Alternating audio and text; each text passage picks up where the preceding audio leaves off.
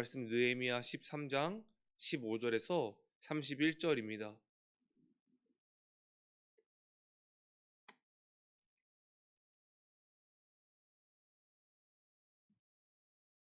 느헤미야 13장 15절에서 31절 한 절 한 절 교독하신 후에 마지막 절은 합독하겠습니다. 그때 내가 본즉 유다에서 어떤 사람이 안식일에 술틀을 밟고 곡식단을 나귀에 실어 운반하며 포도주와 무화과와 여러 가지 짐을 지고 안식일에 예루살렘에 들어와서 음식물을 팔기로 그날에 내가 경계하였고 또 사람이 예루살렘에 사며 물고기와 감양 물건을 가져다가 안식일에 예루살렘에서 유다 자신에게 팔고 내가 유다의 모든 귀인들을 꾸짖어 그들에게 이르기를 너희가 어찌 이 악을 행하여 안식일을 범하느냐. 너희의 하나님이 하지 아니하였느냐. 그래서 우리 하나님이 이 모든 재앙을 우리와 이 정부에 내리신 것이 아니냐. 그럼에도 불구하고 너희가 안식일을 범하여 분노가 이스라엘에게 더욱 심하게 임하도록 하는도다. 안식일 전 예루살렘 성문이 어두워 갈 때에 내가 성문을 닫고 안식일이 지나기 전에는 열지 말라 하고 나를 따르는 종자 며칠 성문마다 세워 안식일에는 아무 짐도 들어오지 못하게 하였으므로 장사꾼들과 방향 불법하는 자들이 한두 번 예루살렘 성 밖에서 자므로 내가 그들에게 경계하여 이르기를 너희가 어찌하여 성 밑에서 자느냐.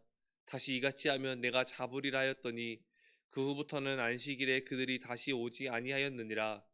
내가 또 내 사람들에게 몸을 정결하게 하고 와서 성문을 지켜서 안식일을 거룩하게 하라 하였느니라. 내 하나님이여 나를 위하여 이 일도 기억하셨고 또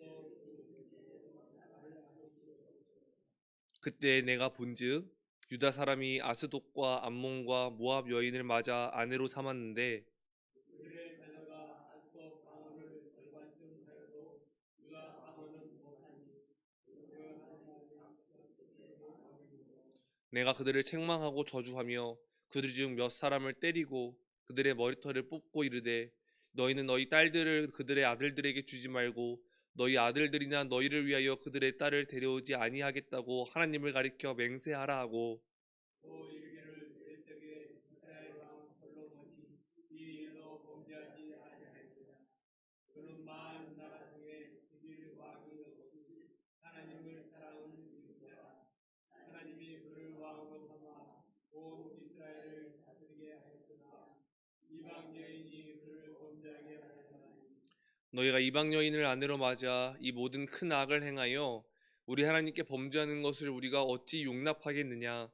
대제사장 엘리야십의 손자 요나단의 아들 하나가 포로 사람 산발락의 사이가 되었으므로 내가 쫓아내어 나를 떠나게 하였노라. 내 하나님이여 그들이 제사장의 직분을 더럽히고 제사장의 직분과 레위 사람에 대한 언약을 어겼사오니 그들을 기억하옵소서.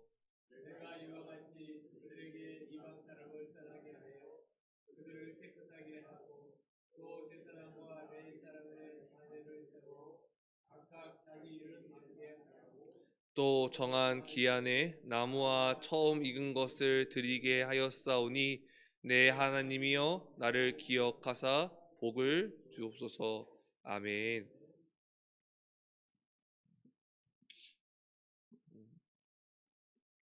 저에게 19개월 된 딸이 하나 있는데요. 이 딸이 새벽 1시, 한 2시쯤 되면은 계속 반복적으로 깨어납니다. 그래서 어저께 이제 병원에 가서 좀 상담을 받았더니 수면 습관이라고 하더라고요. 의사 선생님께서 무슨 말씀을 같이 하시냐면 이 습관을 고치는 것이 정말 쉽지 않을 거다라고 이야기를 함께 했습니다. 우리 안에 있는 작은 습관 하나를 바꾸는 것은 매우 어려운 일입니다. 어린 아이에게도 있는 습관 하나를 바꾸는 것이 어려운데 장성한 우리가 습관 하나를 바꾸는 것은 얼마나 어려울까요? 우리에게 있는 죄악된 습관도 마찬가지인 것 같습니다. 느헤미야라고 하는 인물을 설명할 때 첫 단추를 잘 깨어낸 것과 동시에 마지막 단추까지도 잘 깨어낸 사람이다라고 이야기했습니다. 느헤미야가 잠시 이스라엘 땅을 떠났던 이 자리를 비운 사이에 이스라엘 백성들은 다시금 타락의 길로 빠져들었습니다. 어제의 본문을 포함한 느헤미야 13장 전체에서 이스라엘 백성들이 범죄한 네 가지의 내용이 등장하게 됩니다. 먼저 제사장 엘리야십이 도비야와 결탁을 하게 됩니다. 도비야는 성전 곳간을 자신의 안방으로 삼고 성전을 더럽히며 성전의 물건을 함부로 했던 사람이었습니다. 두 번째 문제는 이 레위인들이 사례를 받지 못하여 성전을 떠나게 되는 사태가 발생합니다. 백성들이 11조를 내지 않게 되니 이 레위인들이 사례를 받지 못하게 되고 생계가 어려워지게 되면서 이 먹고 사는 문제의 그 현장에 뛰어들게 되는 것이지요.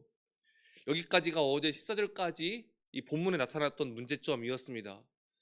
오늘 본문에서도 두 가지의 문제점이 등장하게 되는데요. 15절에 보시면 유다 사람 중 어떤 사람이 이 안식일에 술틀을 받고 이 곡식단을 실어 예루살렘 성에서 판매하는 장면을 느헤미야가 보게 되는 것입니다. 그리고 그 이어서 이 16절에 두로 사람이 안식일에 유다 백성에게 물건을 판매하게 되는 것이죠. 유다 사람이 안식일에 물건을 판매하는 것도 잘못되었는데 이 물건을 판매한다는 것은 무엇을 의미하냐면 누군가가 물건을 산다는 것을 의미합니다. 이스라엘 백성들이 안식일에도 물건을 사고 있었다라는 것입니다. 유다 사람뿐만 아니라 두로 사람도 그리고 그 외에 다른 지방에서 온 사람들이 이 안식일에 예루살렘 성에서 물건을 판매하는 일들이 존재했고 물건을 사람이 존재했기에 일종의 예루살렘 성 안에 시장이 형성되기 시작했다라는 것이죠. 안식일은 유대인들에게 정말로 중요한 날입니다. 안식일에 대한 개념은 지금도 이스라엘 백성들에게 남아있고 지키고 있는 날입니다. 심지어 나라가 멸망한 그 디아스포라 유대인들에게도 이 안식일 개념은 계속해서 이어져 왔었다라고 합니다. 안식일은 어떤 날인가요? 하나님께서 엿새 동안 창조하시고 일곱째 날을 안식하셨으므로 이스라엘 백성들도 함께 안식한 날입니다. 출애굽기에서 4계명은 내가 안식했으니 너희도 안식해라 라고 하나님께서 명령하시죠.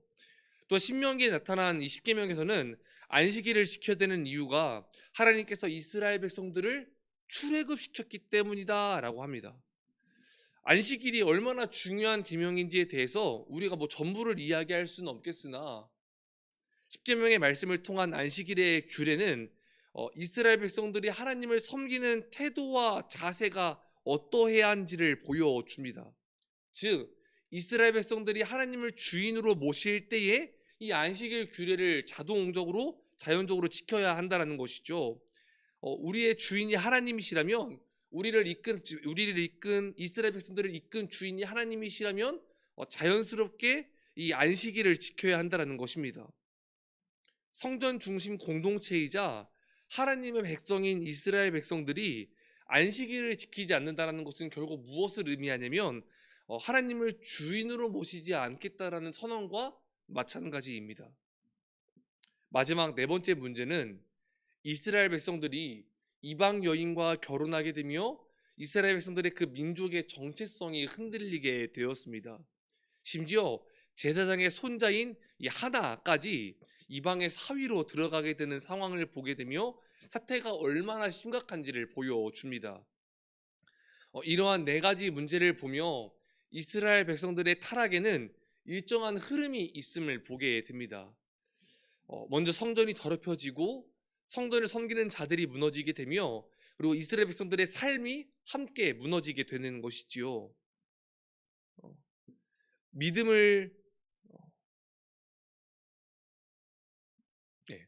신앙이 무너지게 되면 삶이 같이 무너지게 됩니다. 믿음을 지키면 우리들의 삶도 지킬 수 있습니다. 그래서 우리의 신앙의 무너짐이 삶에서 나타나기 전에 내 신앙이 견실한지 확인하는 가장 좋은 방법은 바로 예배를 확인하는 것입니다. 언제나 스스로의 예배를 점검하며 예배를 지키는 성도님들이 되시기를 주님의 이름으로 간절히 소망합니다. 느헤미야가 마지막 단추까지도 잘 깨어낸 사람이라고 반복적으로 말씀드렸습니다. 느헤미야는 이스라엘 백성들에게 나타난 이 신앙의 타락과 문제를 집중적으로 해결하기에 이릅니다. 첫 번째 제사장과 도비야의 결탁은 이 도비야를 쫓아내면서 해결하게 됩니다. 두 번째는 이 성전을 떠난 레위인들을 되돌아오도록 하게 하고 백성들이 11조를 내도록 권면합니다. 그리고 세 번째, 이스라엘 백성들이 그 일하는 안식일에 일하는 그 장사하는 자들을 장사하지 못하도록 하게 하고 안식일에 성문을 걸어 잠가 장사꾼이 들어오지 못하게 합니다. 네 번째, 이방 여인들과 결혼한 자들에게 아주 크게 성내며 꾸짖었고 이 본보기로 엘리야십의 손자 하나를 쫓아내게 됩니다. 이렇게 이스라엘 백성들의 신앙과 삶의 타락을 하나하나씩 도려내며 회복시키는 각성 운동이 다시금 일어나게 되는 것이지요. 이러한 일을 한 후에 느헤미야는 13장의 마지막을 하나님께 올려드리는 기도로 마무리하게 됩니다. 느헤미야의 13장의 이야기를 보다 보면 허탈하기도 하고 또 어처구니가 없기도 합니다. 왜냐하면 12장에서 이스라엘 백성들이 그 성적 보언식을 통하여서 웅장하기도 하고 또 감격스럽기도 하고 또 자랑스럽기까지 한 이 중요한 사건의 모습을 보였기 때문입니다. 그리고 그것에 이어서 13장 초반에는 그 감격과 열정이 이어지듯 신앙의 결단을 하는 모습을 이스라엘 백성들이 보여주었습니다. 그러나 그 기간이 오래 못 가 다시금 타락하는 모습을 보였고 또 마지막 네 번째 문제는 13장 1절에서 3절에서 이스라엘 백성들이 다짐하고 결단했던 그 문제를 다시금 반복하는 모습을 보여주었던 것이죠. 그래서 그러한 모습들을 보면서 허탈하기까지 합니다. 하지만 이러한 모습이 우리들의 삶의 모습입니다. 성도의 모습과 다를 바 없습니다. 우리는 오늘 기도하고 회개하고 결단하더라도 내일 또 넘어지는 연약한 존재입니다. 오늘 새벽을 깨우며 기도하고 나 자신을 복종시키기 위해 하나님께 드리지만 오후에 아내와 남편과 자녀와 손주와 이웃과 그리고 직장에서 삶에서 무너지고 마는 자들입니다. 사랑하는 성도님들, 신앙생활은 무너지지 않기 위해 하는 것이 아니라 다시 일어나기 위해 하는 것입니다. 예수님은 의인을 부르러 이 땅에 오신 것이 아니라 죄인을 부르기 위해 오셨습니다. 예수님이 이 땅에 의인을 부르러 오셨다면 우리 중에 과연 몇 사람이나 주님의 부르심에 답할 수 있을까요? 오늘 우리 주님께서 오늘 결단에도 오늘 오후에 넘어지는 연약한 우리를 부르러 오셨기 때문에 우리는 오늘도 주님의 은혜를 힘입습니다. 사랑하는 성도님들, 백성들과 같이 또 다시 넘어지고 예배가 무너지고 삶이 무너지더라도 다시 싸워내는 성도님들이 되시기를 주님의 이름으로 간절히 소망합니다. 믿음의 결단을 하여도 암몬과 모압 백성을 우리네들의 삶에서 구별하여도 다시 그들을 아내로 맞이하고 그들과 하친하는 연약한 모습을 이스라엘 백성들이 보입니다. 또 다시 반복적인 죄를 짓습니다. 죄는 매번 새로운 죄를 짓는 것이 아니라 우리를 넘어뜨리는 반복적인 죄가 대부분입니다. 똑같은 문제가 우리의 발을 걸고 또 걸어 넘어뜨릴 것입니다. 우리 안에 있는 이 죄의 습관은 자꾸만 반복적인 죄들을 또 다시 짓게 할 것입니다. 또 넘어지더라도 또 다시 일어나십시오. 오늘 회복해도 내일 넘어질 것이 두려우십니까? 내일 또다시 하나님 앞에 서십시오. 반복적으로 회개하기에 또 회개하고 회복하는 것이 두려울 수 있습니다.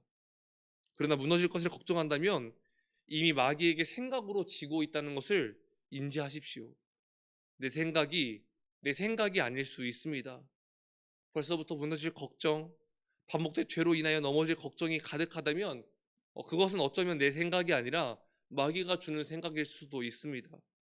사랑하는 성도님들, 무너질 걱정이 아니라 다시 하나님 앞에 서는 믿음과 결단이 우리에게는 필요합니다. 말씀을 맺겠습니다. 우리는 연약하여서 자꾸만 넘어지고 또 넘어지게 될 것입니다. 사랑이신 하나님께서 그런 우리를 책망치 않으시고 우리를 다시금 일으켜 세워 주십니다. 하나님께서 우리를 책망하실 때에는 우리가 믿음의 싸움을 포기했을 때임을 기억해야 됩니다. 믿음의 싸움은 승리하는 것이 아니라 포기하지 않는 것입니다. 죄에 넘어져도 다시 죄와 싸우는 것이 믿음의 싸움입니다. 죄를 이기는 게 믿음의 싸움이 아니라 죄와 끝까지 싸우는 게 믿음의 싸움입니다. 승리는 우리 주님이 하셨습니다. 우리는 죄를 이길 수가 없습니다. 그러나 우리 주님께서 죄와 싸워 이겨 주셨습니다. 죄에서 승리하신 주님을 바라보기를 소망합니다.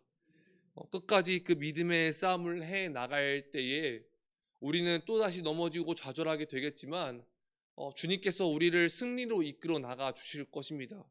주님께서 이미 이루신 승리를 우리에게 주실 것입니다.